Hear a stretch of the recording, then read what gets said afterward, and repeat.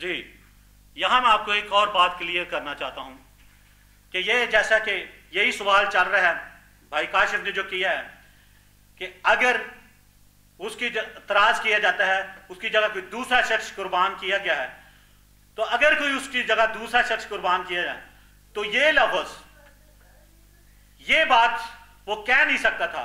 आप जानते हैं इस किस्से को कि दो डाकू थे, एक दाएं और एक बाएं। एक ने यीशु मसीह को कहा कि तू ये कहता है कि मैं खुदा का बेटा हूं, अगर तू खुदा का बेटा है तो तू खुद भी इस अजाब से छूट जा और हमें भी छुड़ा ले।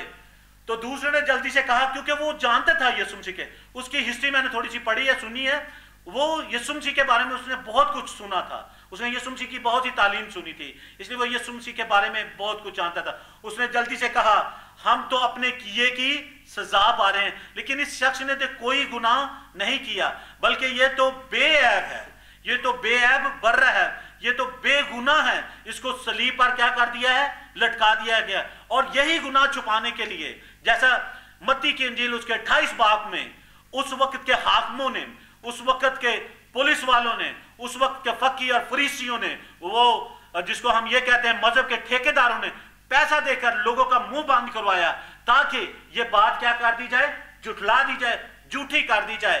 जैसे आज लोग इस बात को झूठा कर देना चाहते हैं, ये बात झूठी कर देना चाहते थे।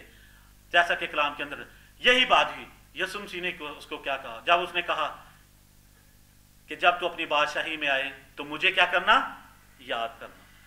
उसने कहा तू आज ही मेरे साथ फिर दोस्त में होगे। ये बात कोई दूसरा कह नहीं सकता था, ये बात कोई दूसरा कह नहीं सकता था, क्योंकि किसी और दूसरे के पास ये इख्तियार नहीं था। कोई ये बात इसलिए नहीं कह सकता था क्योंकि कलाम के अंदर लिखा है कि आसमान और जमीन का कुल इख्तियार किसको दिया गया है, बेटे को दिया गया है। यीशु मसीह के पास सारा इख्तियार है, यीशु मसीह के पास अदालत का इख्तियार है, यीशु मसीह के पास मौत पर गालिब आने का इख्तियार है। इसलिए यीशु मसीह ने उसको कहा था। इसका मतलब कोई और नहीं था बल्कि मसीह मसलूब, मसीहा वो बर्रा उस वक्त उस सलीब पर लटकाया गया था, जिसने ये कहा था कि तू आज ही मेरे साथ फिर दोस्त में होगा। कोई अल्टरनेटर, कोई उसकी जगह दूसरा ऐसी बात कर नहीं सकता था। मेरा ख्याल है बहुत सारी बाइबल के अंदर से दलीलें दी जा चुकी हैं और ये बात साबित हो चुकी है कि यीशु मसीह ही कुर्बान किया गया था, कोई उसकी जगह कुर्बानी नहीं दे सकता था। बस आखिरी ये आयत पढ़ के तो कलाम मुकद्दस को हम बंद करेंगे।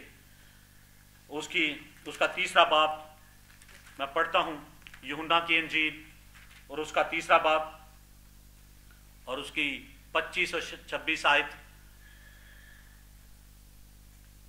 हम अपने भाई काशिफ के साथ मिलकर पढ़ते हैं। काशिफ भाई थोड़ा सा आवाज बुलंद करते हैं।